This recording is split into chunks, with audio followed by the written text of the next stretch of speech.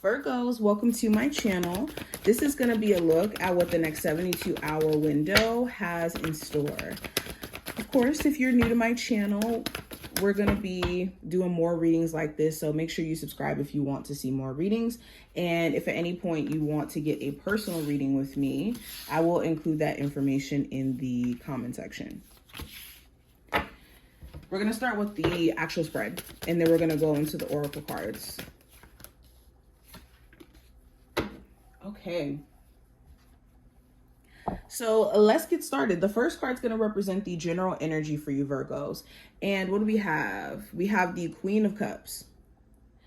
So there could be a Cancer, Pisces, or Scorpio of significance during this time frame. If not a water sign, just someone who you care about deeply. And either you'll get a chance to express how you've been feeling, especially if you've been feeling slighted or you feel like you're not being heard. There could be things that you've been feeling that's been off with them, and you've been picking up on their energy force field, picking up on their vibes and wondering like, hey, what's going on? Want to do like a check-in essentially. Or this could be your partner where they're trying to express themselves to you in terms of what they've been feeling off about or where they emotionally stand with things. Now, the Queen of Cups also talks about feeling emotions and needing to be careful in terms of how they're being expressed and how you're, tending to your emotional well-being and caring for yourself emotionally. Because the Queen of Cups is more of a sensitive card. So you could find you're more emotionally sensitive, or I would say more intuitive during this time frame as well. You could just be picking up on people's energies. Why is the Queen of Cups here as the general energy? So we have the Ten of Swords. So some of you are still recovering from a breakup or some sort of betrayal. You may have been dating somebody and they may have, did certain things and it may have been hurtful. There may have been an ending where it's like you just kind of maxed out emotionally and don't know really much or how much, you can take. For others of you, this has nothing to do with love. You could be just more so overwhelmed, and you could be really needing to take care of yourself in terms of your emotional needs. Now, going into what I see with career and finance during this time frame, I have the Ten of Cups. So you could be actually getting to a place of contentment in that area. You could be, in a new job where you're making better money. You could be starting to see sales with your business. You could be, feeling like there's progress that you're making in your schooling or in whatever, programs that you're taking so that you can get certified to get a better job. Things are starting to move along. Some of you are extremely focused on making money right now so that you can take care of your family. There's family matters that are really pressing financially. Clarifying that, I have the Nine of Wands. So I think the key is to remain balanced in your energy. The Nine of Wands does talk about stress and pressing forward even in the name of stress. So if you are overworking yourself in a way where you're not taking care of yourself, this will show in like your physical body. I also see you trying to be emotionally grounded in the midst of working. Like there could be a work environment where if you don't take care of you, all of the weight of what you take on at work is going to affect you. Now, going into what I see with love, I have the Eight of Swords. So you could be slightly frustrated when it comes to your love life. You could feel as if you're not being heard.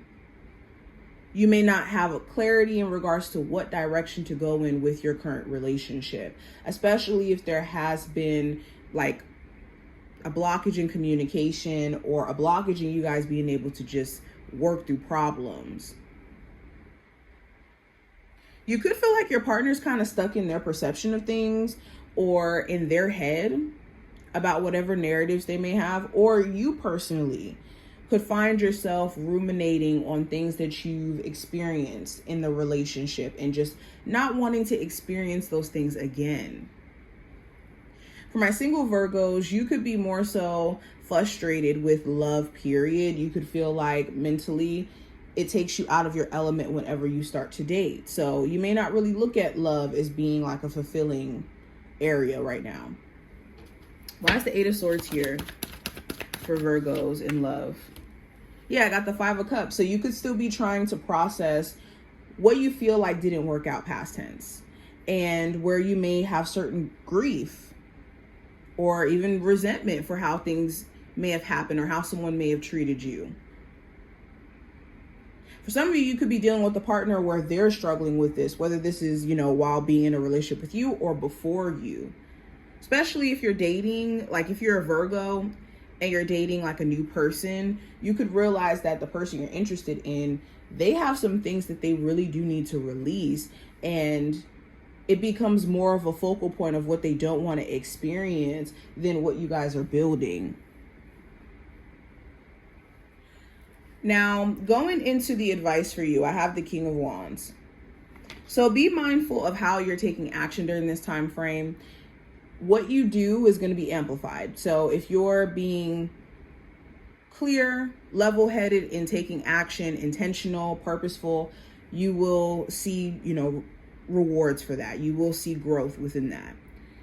Be mindful of also being taken out of your element in terms of being frustrated or angered, or someone who could be possibly angry or frustrated themselves and what they do in the midst of that.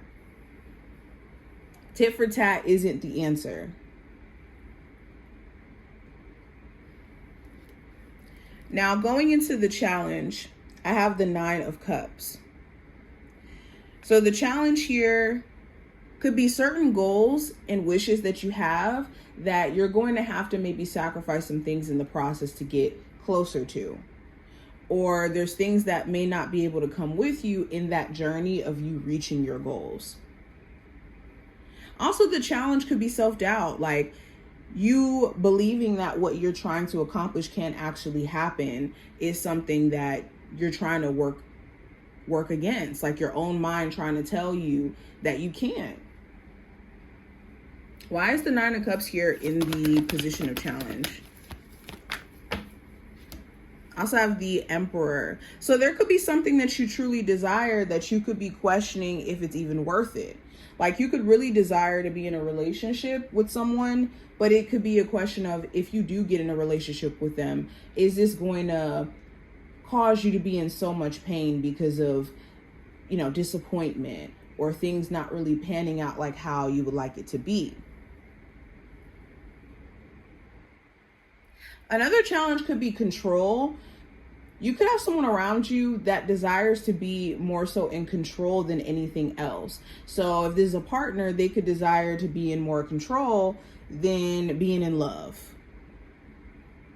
Or you could have a boss that desires to be so in control that they're not even allowing you to do your job, and they're making your ability to do your job miserable, for example.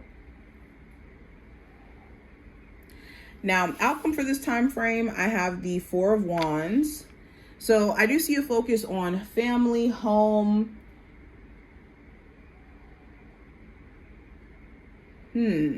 Also a marriage, a long-term relationship. What is this about? Why is the Four of Wands here for the outcome?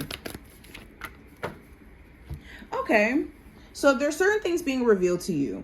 If you're questioning if your partner and you should move in together, I think that conversations around that will be happening as well, which is like random. I noticed that as well.